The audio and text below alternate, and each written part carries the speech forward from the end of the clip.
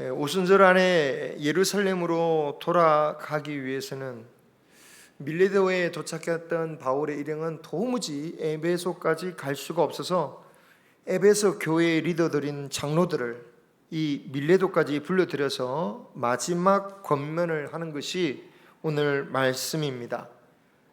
약 1년 만에 만난 장로들에게 바울은 18절에서 자신이 에베소에서 어떻게 사역했는지에 대해서 여러분들이 처음부터 너무나도 잘 알고 있다라고 말하고 있습니다. 그러니까 지금 이곳에 온 장로들은 바울이 에베소 사역을 처음 시작할 때부터 바울을 따랐던 제자들이었음을 보여주고 있죠. 19절에 그들이 본 것은 바울이 에베소에서 모든 겸손과 눈물로 복음을 전하는 모습을 보았고, 34절에 보면은 바울이 사역을 하기 위해서 필요한 물질조차도 바울이 직접 자신뿐만 아니라 일행에 필요한 것까지도 다 일을 해서 사용하였다, 마련하는 것을 다 보았다라는 것입니다. 왜 바울은 그렇게 했습니까? 혹시라도 복음을 전하는데 조금이라도 걸림돌이 될까봐, 이들이 믿음이 아직 연약하기에 혹시라도 시험이 될까봐 그랬다라는 거죠. 이 고린도전서 9장 12절, 마땅히 바울은 이것을 권리라고 생각했습니다. 하지만 오직 복음을 위해서 에베소에서 그러한 헌신을 했던 겁니다. 그러면 바울이 이제서야 이런 말을 하는 이유는 무엇일까요? 그죠? 생색내는 겁니까? 이제부터는 좀 알아서 제대로 대접해달라 뭐 이런 겁니까? 내가 전도 가니까 후원 좀 해달라 뭐 그런 거겠습니까? 이것조차도 에베소 교회를 위한 것이었습니다. 바울은 이제까지 함께하던 동료들에게조차도 말하지 않았던 그 비밀을 터놓죠. 22절 보십시오. 22절부터 보면 자신은 지금 성령에 매여 예루살렘으로 가고 있는 중이고 그곳에 가면 결박과 환난이 자신을 기다리고 있다라고 하면서 이제 다시는 나를 더 이상 보지 못할 것이라고 고백하고 있습니다. 여러분, 이 말이 에베소 교인들에게는, 에베소 교회에게는 굉장히 큰 충격적인 말씀일 수가 있습니다. 이제까지 바울이란 존재는 에베소에 있어서 굉장히 절대적인 존재였던 것입니다. 어떻게 믿어야 되는지, 어떻게 신앙생활을 해야 되는지 바울을 통해서 배웠고 바울의 모습을 보면서 따랐다라는 겁니다. 그런데 그런 바울을 이제 더 이상 보지 못한다라는 거죠. 지금처럼 신약 성경이 있던 시절도 아니죠. 그들에게는 바울의 말이 곧 하나님의 말씀, 신약 성경이고요, 바울의 모습이 예수님의 모습이라 할 수 있는 겁니다. 그런데 두 번 다시 바울을 볼 수 없다면 이 에베소 교회는 어떻게 유지될 수 있는 것인가? 물론 말씀을 가르치는 사람은 아볼로도 있고 그 외에 다른 사도들도 있고 여러 교육자도 있었습니다. 하지만 에베소 교회에서 바울만큼 절대적인 존재는 없었을 거예요. 그런데 바울이 이제 에베소 교회를 떠나 두 번 다시 볼 수 없다면 과연 이 교회가 제대로 유지되겠느냐 말이죠. 그런데 바울은 굉장히 중요한 말씀을 하고 있습니다. 교회가 자신과 같은 사역자를 통해서 유지되는 교회가 아니다라는 거예요. 32절 말씀 한번 보십시오.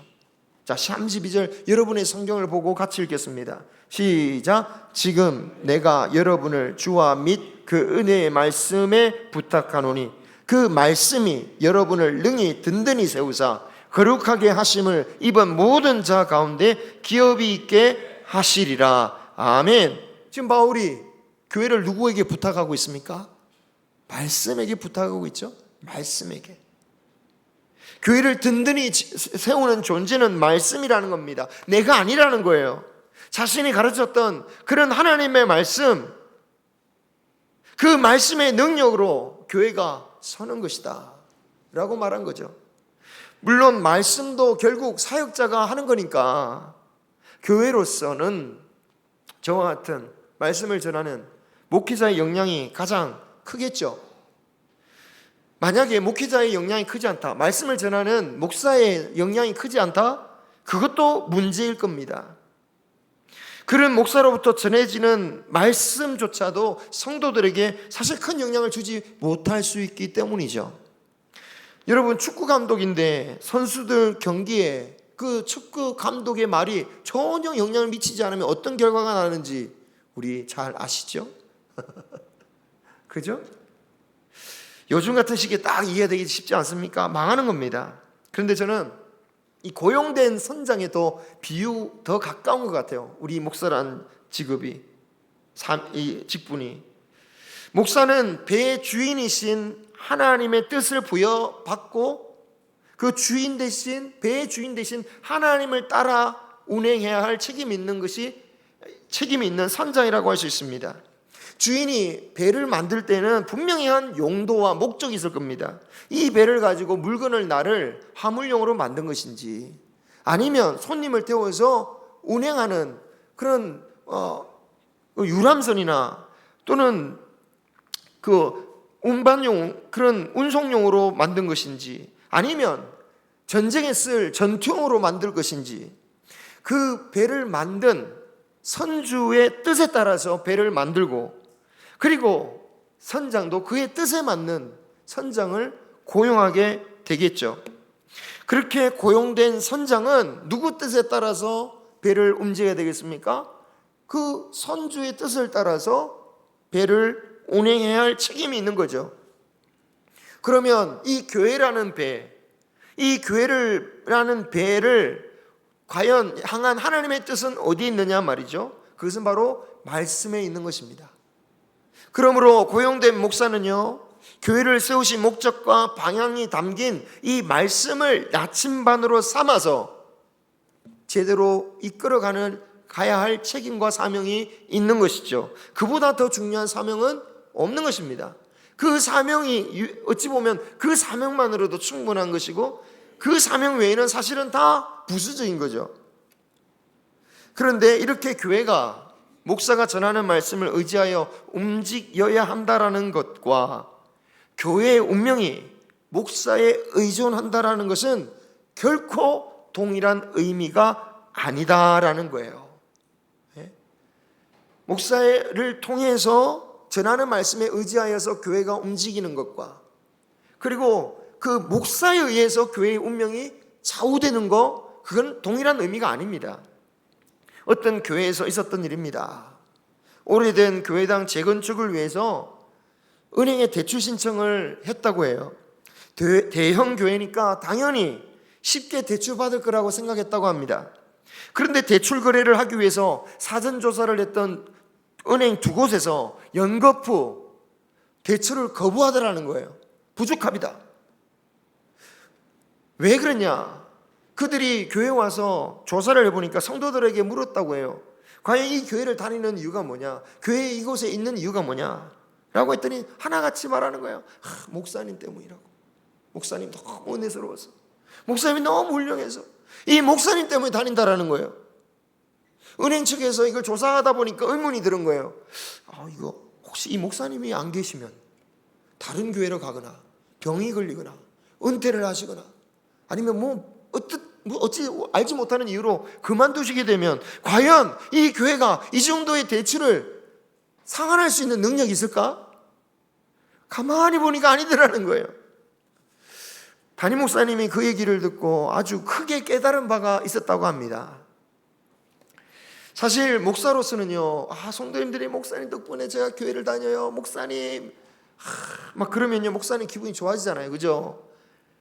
그런데 만약 목사가 아니면 그 성도들이 무너지고 예배도 제대로 참여 안 하고 목사가 어디로 가면 교회도 참여 안 하고 막 그러면은 그 목사님이 그곳에서 충성했던 그 목적이 무엇 때문에 세워진 거냔 말이에요. 도대체 누구를 위한 사역을 해왔냐라는 것이죠. 교회에 수많은 사람들이 모였다고 할지라도 만약 그 교회가 그 목사님을 위해서 좌지우지되고 막 왔다가 갔다가 막 그렇게 된다면 그건 누구의 교회가 되냔 말이에요. 그 목사의 교회지 하나님의 교회가 될 수 없다라는 거죠. 이와 관련되어 바울이 한 말이 있습니다. 바울이 고린도 교회에 이와 같은 경고를 하셨어요. 같이 한번 읽어보겠습니다. 누구든지 그 공적에 불타면 해를 받으리니 그러나 자신은 구원을 받되 불 가운데서 받는 것 같으리라. 아멘. 고린도 교회에 보낸 편지죠.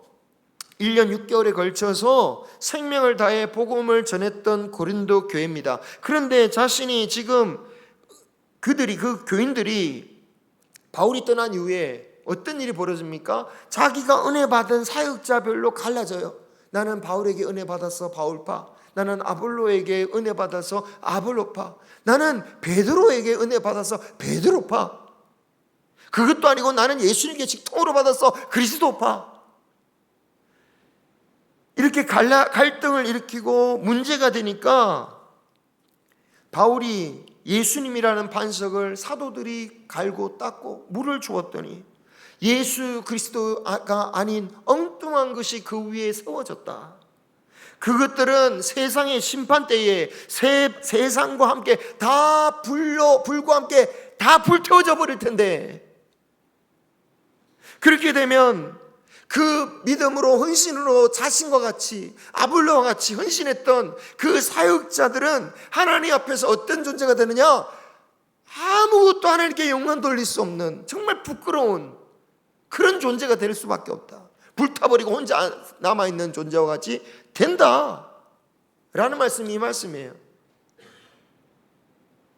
사역자로서 하나님께 뭔가 했다는 일이 하나도 없게 되어버린다라는 거예요.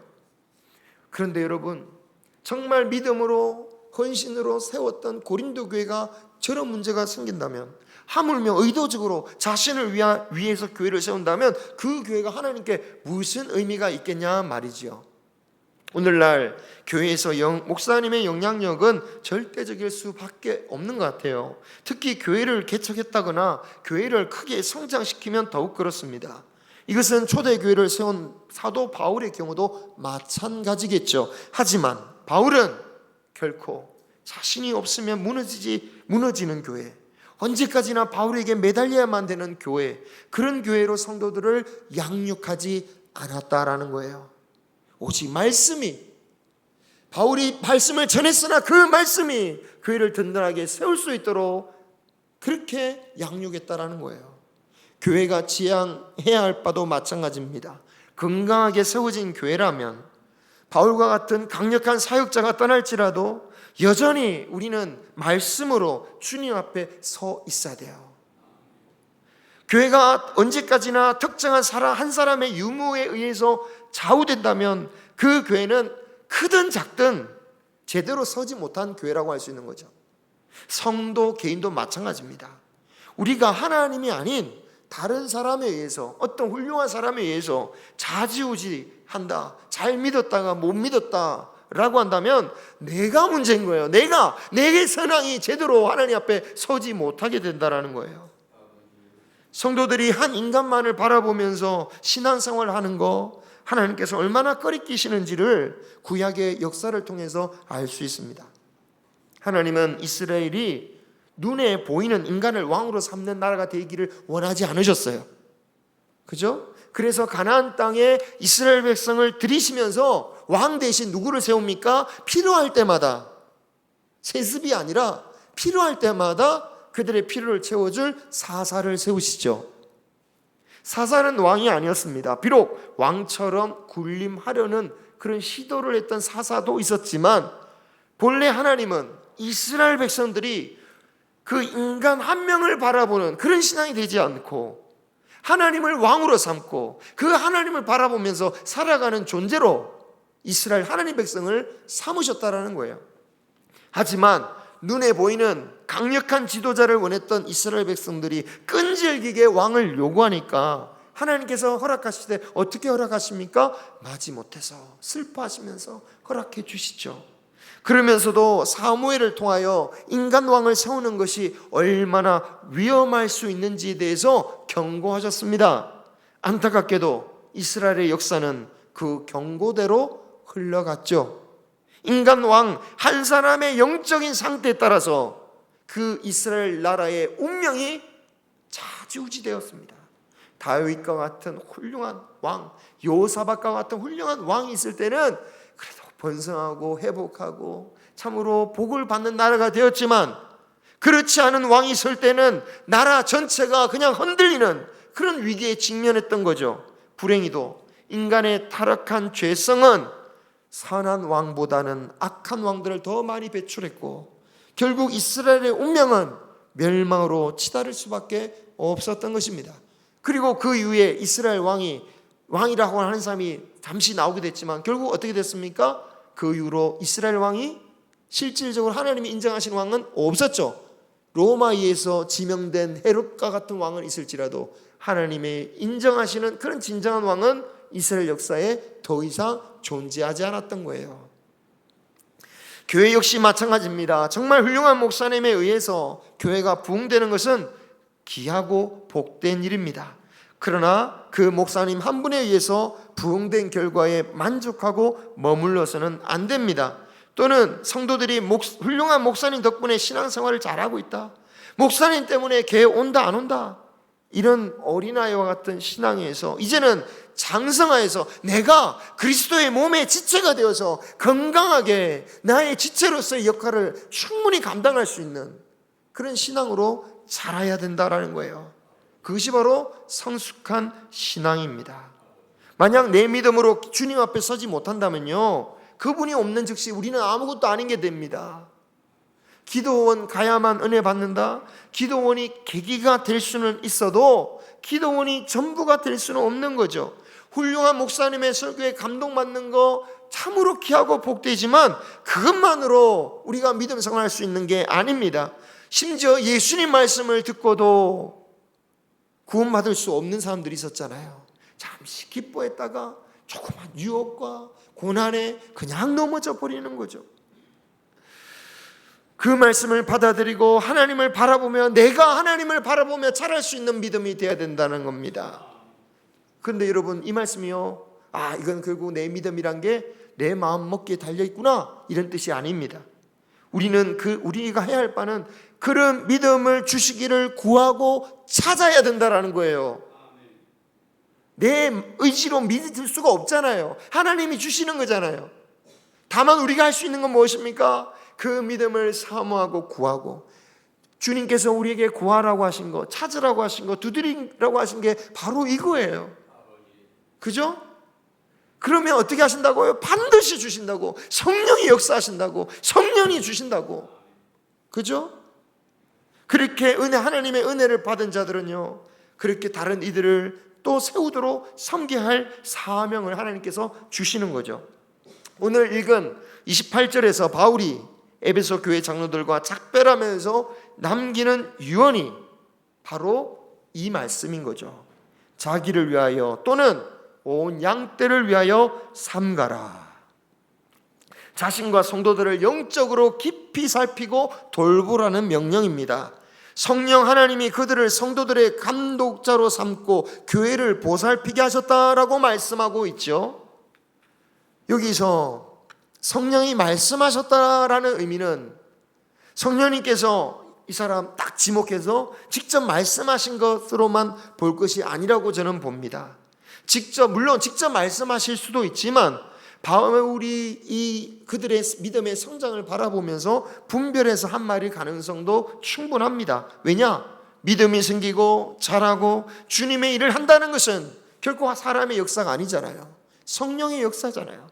그러니까 성령께서 너희들로 그렇게 세우셨다라고 말씀하신 겁니다. 제가 왜 이 말씀을 드리냐? 우리가 사명을 주면 뭔가 뭘 받아야지 되는 것처럼 생각하잖아요. 그런 게 아니라는 거예요. 특별한 환상을 들어야만 하는 것이 아닙니다. 주님께서 주님의 일을 맡기실 때 역사하시는 방법이 뭐라고 했습니까? 지난주에도 봤지만 어떻게 역사하십니까? 먼저 우리 마음에 소원을 주신다고 했죠. 같이 읽겠습니다. 너희 안에서 행하시는 이는 하나님이시니 자기의 기쁘신 뜻을 위하여 너희에게 소원을 두고 행하게 하시나니. 아멘. 물론 이 말씀도요, 매번 감동을 주셔야만 일할 수 있다는 말씀이 아닙니다. 성숙할수록 나에게 특별한 경험을 주셔야, 감동을 주셔야 감동받아서 사역할 수 있는 게 아니라 하나님의 말씀만 봐도 이 말씀이 살아있는 지식의 말씀으로 믿어져서 그 말씀을 붙잡고 주님의 일을 하는 거죠. 그리할 때 하나님께서 그 믿음을 기뻐하시고 더 놀라운 깊은 은혜와 감동을 그에게 부어주시는 것입니다. 그래서 하나님은 인내하라는 거죠. 아니 뭐 감동받고 막 흥분하고 막 그러면 인내할 필요가 어디 있겠습니까? 그런데 인내하고 말씀을 붙들고 나가면 하나님께서 더 큰 깊은 은혜와 감동을 주신다는 거죠. 그러므로 여러분이 하나님의 자녀로 부르심을 받았다는 것 자체가, 우리가 하나님의 은혜를 받았다는 것 자체가 우리에게 이러한 소명이 주신 것이라는 것을 기억하고 이기적인 마음이 들 때마다 말씀을 가만히 묵상하기를 소망합니다. 우리가 교회를 통하여 믿음이 생기고 자랐다면 교회를 은혜 받는 곳으로만 여길 게 아니라 나를 지체 삼아, 나를 그리스도의 몸으로 삼아서 내가 정상적인 일을 할 수 있도록 원하신다라는 것을 우리는 꼭 기억해야 되겠습니다. 바울이 이런 권고를 하는 것은요, 이와 반대되는 일을 하는 사람들이 생기기 때문이었습니다. 오늘 에베소 장로들에게도 경고하십니다. 30절, 제자들을 끌어 자기를 따르게 하려는 사람들이 교회에 날 것이다 라고 말씀하고 있죠. 이들은 하나님을 따르게 하는 게 아니라 누구를 따르게 한다고요? 자신을 따르게 하려고. 사람이, 목회자가, 사역자가, 지도자가 하나님을 따르게 하려고 말씀을 전하는 게 아니라 자기를 따르게 하려고. 이와 같은 사람들이 자주 하는 말이 뭡니까? 내가 없으면 안 된다.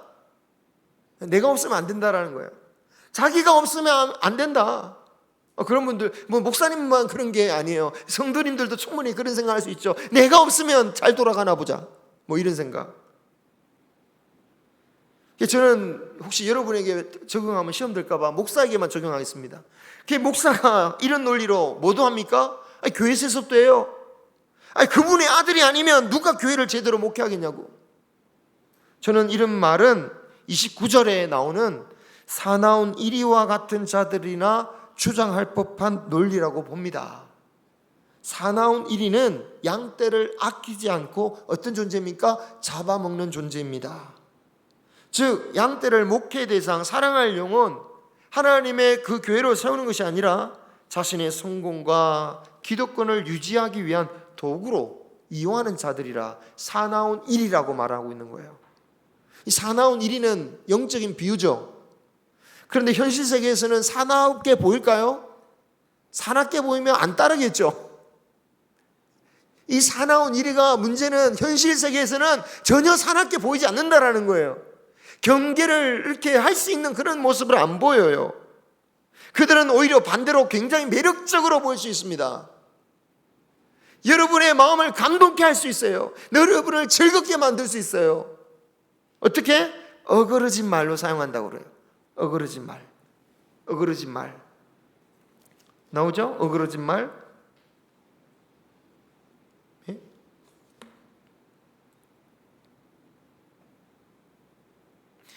30절에 어그러진 말을 하는 사람들. 이 30절의 이 어그러진 말의 원 의미는요, 진리를 교묘하게 비틀어서 왜곡하는 말이라는 것입니다. 즉 비틀으면 정말 은혜스럽다는 거예요. 사람의 마음에 싹 들게 만드는 거예요.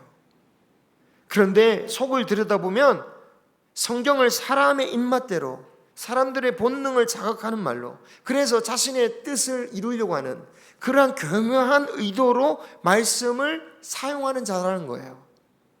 자신의 욕망을 채우기 위해서 하나님의 말씀을 마음대로 바꾸는 거죠. 이런 자들이 이단뿐만 아니라 종교 사기꾼들인데, 이단들이야 규명이라도 되었지. 아, 저 사람들은 이단이야, 이렇게라도 알지. 이 사기꾼들은 특히 더 조심해야 됩니다. 사기꾼들 진짜 조심해야 돼.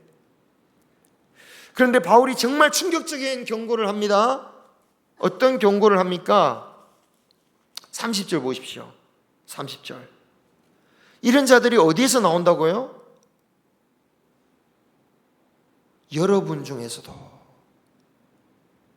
즉, 이 말씀을 듣고 있는 여러분들 중에서도 나올 수 있다는 거예요. 외부에서만 갑자기 들어온 사람들이 아니라 오랫동안 교회를 지켜온 이 에베소 장로들 중에서도 나올 수 있다라고 경고하고 있다라는 거죠. 그래서 바울이 말하는 것은 자신을 살피라고 말하는 거예요. 자신을 살피라고. 정말 예수님을 오래 믿을수록 자신을 더 삼가 조심해야 합니다. 내가 오래 믿고 리더라는 자부심에 오히려 말씀에 자기 중심으로 왜곡하고 어그러진 말로 교회에 악영향을 미칠 수 얼마든지 있을 수 있다는 거예요.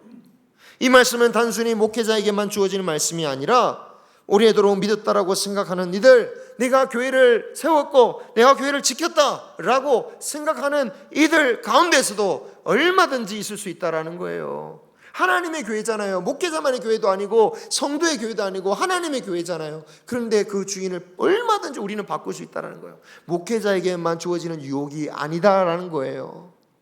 우리 오히려 교회를 지킨 오랜 장로들도 똑같은 유혹 가운데 있을 수 있다는 거죠. 바울은 그래서 자신이 어떤 식으로 복음을 전했는지를 기억하라고 말씀하고 있어요. 여기서 바울이 왜 마치 생색내듯이 자신이 얼마나 수고했는지를 말해야 했는지를 보여주는 거예요. 나를 대접하라는 뜻이 아니에요. 나의 수고를 알아주라는 얘기 아니에요. 나도 그렇게 수고했지만 그것이 나에게 오히려 하나님의 은혜였기 때문에, 그것이 나에게 복이었기 때문에 내 모든 것을 들여서 내가 주님의 일을 섬겼다. 여러분도 그 모든 일을 섬기면서 앞으로 에베소 교회를 위해서 여러분이 나와 같이 희생할 텐데 그 모든 것을 은혜로 여기고 나의 길을 함께 따라와 줘라. 그래서 말을 했던 거예요. 이 복된 길을 우리 모두가 함께 가기를 소망합니다. 이 말씀은요, 사실 손님에게는 참 부담되는 말씀이지만 주님의 자녀에게는 너무 당연한 말씀입니다. 원래 자녀가 아니었던 자에게는 이런 권고는 참 부담스러운 말이겠지만 하나님의 자녀에게는 너무 감사하고 감동된 말씀이기도 합니다. 우리 모두가 하나님의 자녀가 되었습니다. 이런 사명을 받았습니다. 우리에게 주어진 교회, 하나님의 교회로 세워나가길 소망합니다. 예수 이름이 아닌 그 어떤 이름도 세우지 않고 어떤 어떤 명분, 어떤 공로 세우지 말고 오직 그리스도의 사랑과 은혜와 그 하나님의 영광만이 우리 충강교회에 세워지기를 주님의 이름으로 축원합니다.